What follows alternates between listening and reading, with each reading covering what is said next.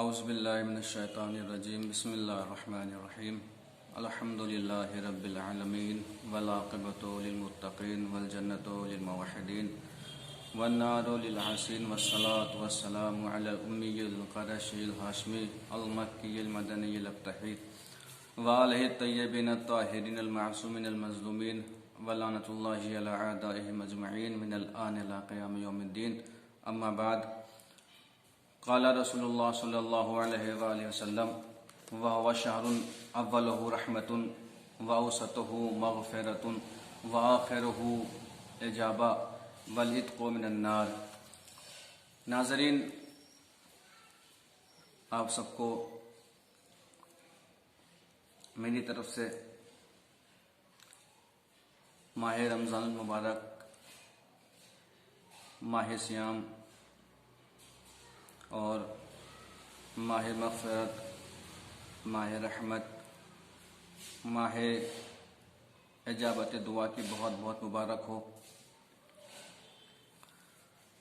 جیسا کہ آپ سب اس بات کا علم رکھتے ہیں کہ ماہ رمضان المبارک ایک ایسا مہینہ ہے کہ جس مہینے میں پروردگار عالم نے اپنے بندوں کے لیے خاص انتظامات کیے ہیں.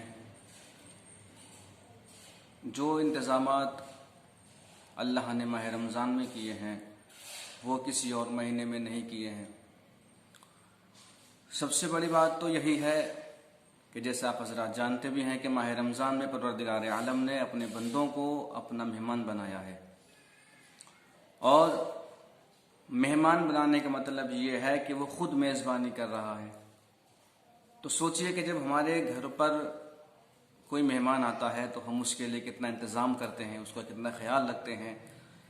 تو جب ہم خطا کار ہو کر، گنہگار ہو کر اپنے مہمان کا بہت اچھے سے خیال رکھتے ہیں، اس کے لیے اچھا انتظام کرتے ہیں، تو سوچئے پروردگار عالم جو خالق کائنات ہے، ہر شے کا پیدا کرنے والا ہے، وہ اپنے مہمان کا کس انداز سے اور کتنی اہمیت و عظمت کے ساتھ انتظامات کرے گا کہ میرا مہمان اس مہینے میں مجھ سے دعائیں کر رہا ہے، مجھ سے التجا کر رہا ہے، اپنے گناہوں کی توبہ کر رہا ہے.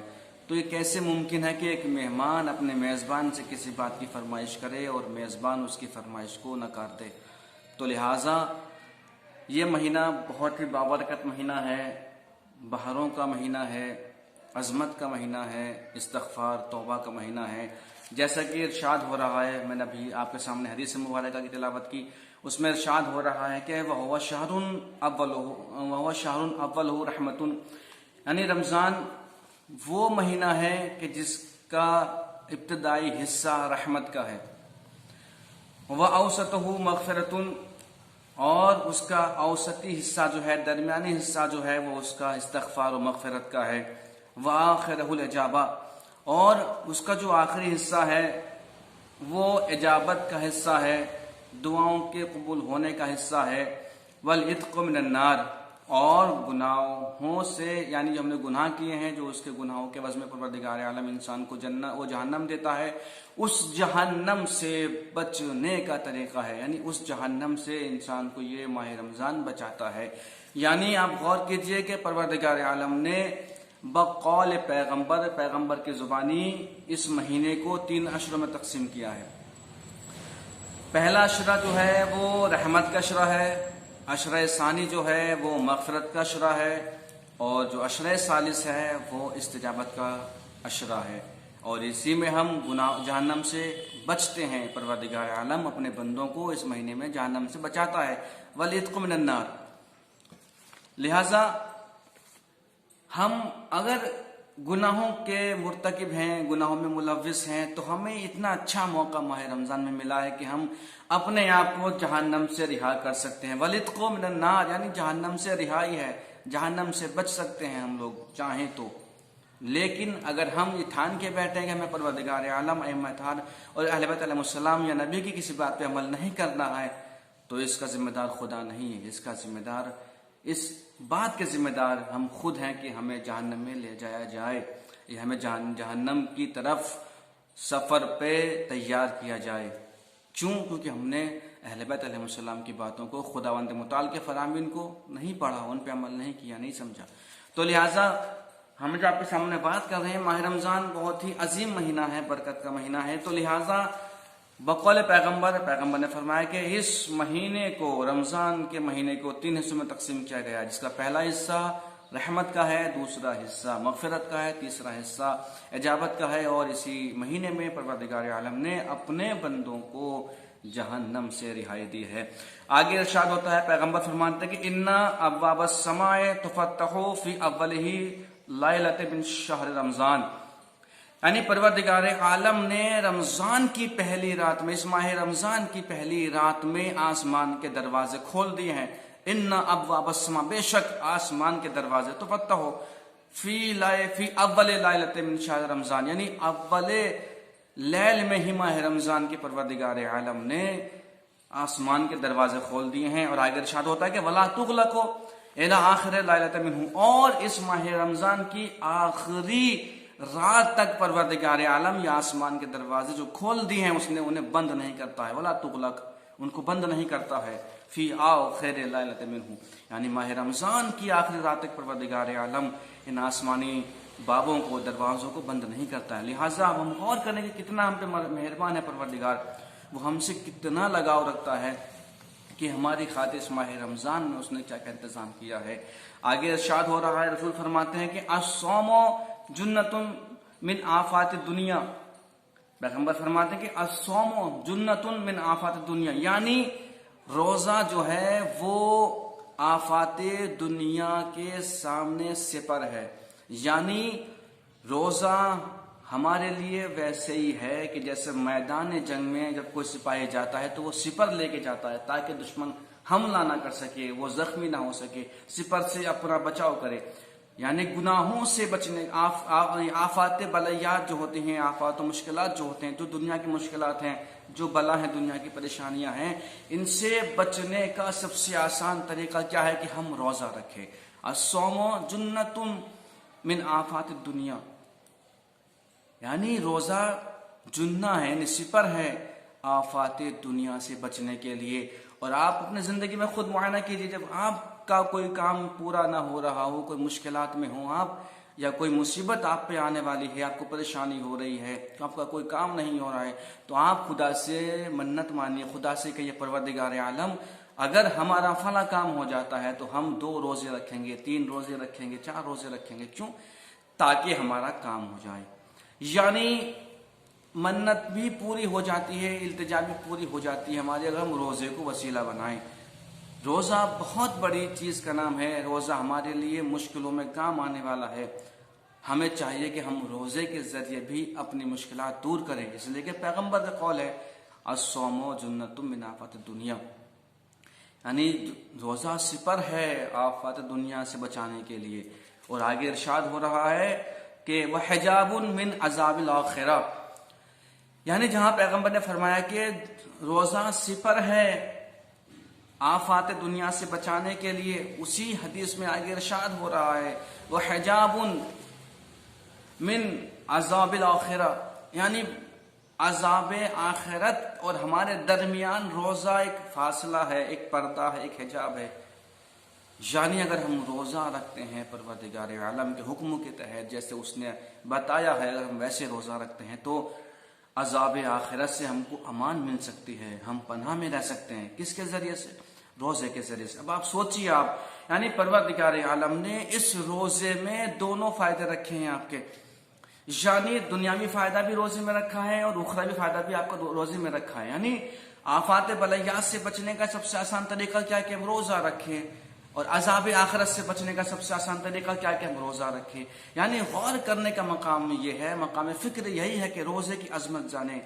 اب آپ سب سمجھیے کہ پروردگار عالم ہم پہ کتنا مہربان ہے کہ اس نے ہمیں ایک عظیم نعمت سے نوازا ہے جس کا نام ہے روزہ. یہ روزہ ہماری زندگی میں بہت سی مشکلات اور بہت سی پریشانیاں، بہت سے رنج و غم کو دور کر سکتا ہے اگر ہم چاہیں تو. جیسا کہ معصوم کا فرمان ہے کہ روزہ رکھو تاکہ تم صحت یاب ہو جاؤ.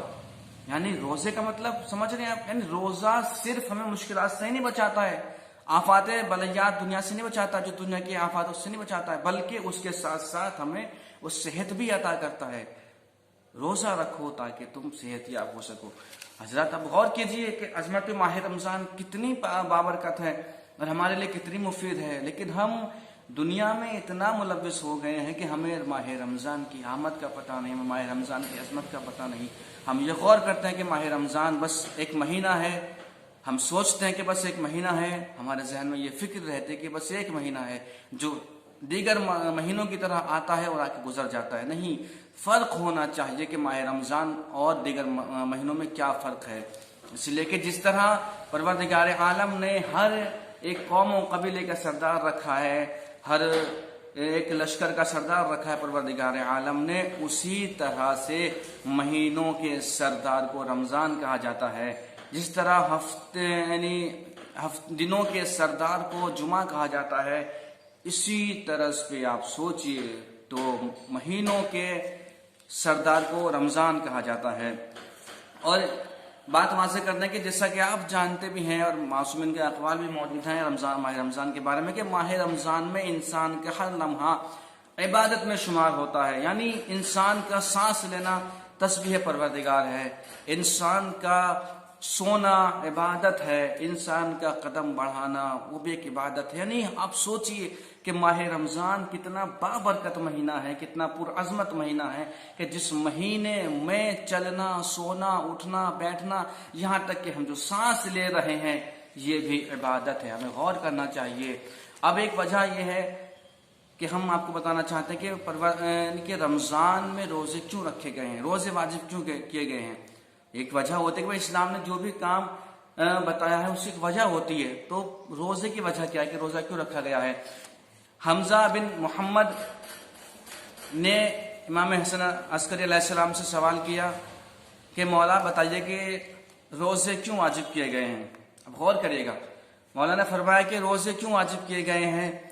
तो मौला ने फरमाया रोज़े इसलिए वाजिब किए गए हैं ताकि जो मालदार हैं, जिनके पास मालो ज़र है, जो सरवतमंद हैं, उनको भूख का एहसास हो सके, उनको तंग दस्ती का एहसास हो सके।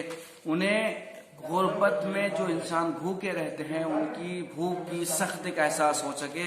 और जब उनको इस चीज़ का एहसास होगा कि भूख क्या होती है, भूख की सख्ती क्या होती है, भूख में क्या मुश्किलात होती हैं, जब उन दौलतमंदों को, इन साहिबान ज़र को एहसास होगा, तो फिर वो इस एहसास के बाद फ़कीरों पर, तंग दस्तों पर एहसान करेंगे। यानी उनकी भूख मिटाने का जरिया तलाश करेंगे, अपने ज़र के ज़रिए, अपनी दौलत के ज़रिए, माल के ज़रिए वो गरीबों की मदद करेंगे। यानी एहसास करिए आप, रोज़ा क्यों रखा गया है, ताकि इंसान को भूख व प्यास का एहसास हो, इसलिए रोज़ा रखा गया है। और परवरदिगार आलम ने इसी रोज़े के ज़रिए अमीरों को, दौलतमंदों को, साहिबान ज़र को नसीहत कर दी है कि जब तुमको एहसास हो जाए, बकौल इमाम के ज़रिए से पैगाम दिया कि जब तुमको एहसास हो जाए कि भूख की सख्ती क्या होती है, भूख कितनी बड़ी बला का नाम है, मुसीबत का नाम है, तो अब जब तुमको एहसास हो गया है तो अब तुम गरीबों की, तंग दस्तों की मदद करो, उन पर एहसान करो। तो अज़ीज़ान मोहतरम, ये हमारी जो छोटी सी वीडियो है माह रमज़ान की अज़मत के हवाले से है, रोज़ों की अज़मत के हवाले से है कि इसका मर्तबा क्या है। लिहाजा हम हज़रात को, जितने भी मोमिनीन हैं, मौला के चाहने वाले हैं, हम सबको इस माह रमज़ान में जितना हो सके इबादत करें, रोज़े में अपने आप की ज़िंदगी गुजारें, अपने लम्हात रोज़े में गुजारें। और जैसा कि आप जानते हैं कि रोज़ा एक बहुत अजीम इबादत का नाम है। सिर्फ माह रमज़ान में ही रोज़े का सवाब नहीं है, रमज़ान के अलावा भी अगर आप रोज़े रखते हैं तो उनका बहुत बड़ा अजर है, बहुत बड़ा सवाब है। लिहाजा हम आपसे गुजारिश यही करते हैं कि आप हज़रात अपने आप को माह रमज़ान में जितना हो सके इबादत में रखें, इबादत में गुजारें। अपनी ज़िंदगी माह रमज़ान में इस तरह गुजारें कि बस हमें किसी भी चीज़ से कोई मतलब नहीं है, बस हम खुदा की इबादत करना जानते हैं और खुदा को राज़ी और खुशनुद करना चाहते हैं। परवरदिगार आप सबको सलामत रखे और आप सबकी मुश्किलात दूर कर। फ़कत वस्सलाम।